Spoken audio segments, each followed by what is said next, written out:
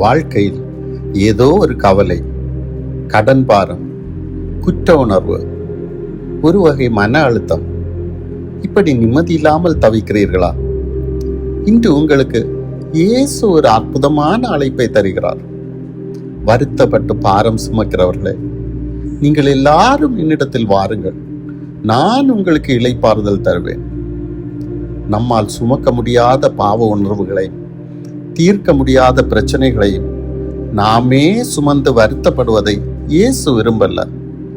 எனவே என்கிட்ட வாங்க, உங்க பாரங்களை என்னிடம் சொல்லுங்க, நான் அவைகளை பார்த்துக் கொள்கிறேன் என்று இயேசு இன்று உங்களோடு அன்போடு சொல்லுகிறார். நான் உங்களுக்கு இளைப்பாறுதல் தருவேன் என்கிறார். இளைப்பாறுதல் அப்படின்னா வேலை செய்யாமல் சும்மா இருத்துவேன் என்பதல்ல, வெறும் நிம்மதியான தூக்கம் மட்டுமல்ல. சூழ்நிலைகள் உடனடியாக மாறாவிட்டாலும் மனதுக்குள் ஒரு தெய்வீக சமாதானம், சந்தோஷம், தைரியம், அவற்றை எதிர்கொள்ள பரலோக ஞானம், பலன், ஆலோசனையை தருகிறார்.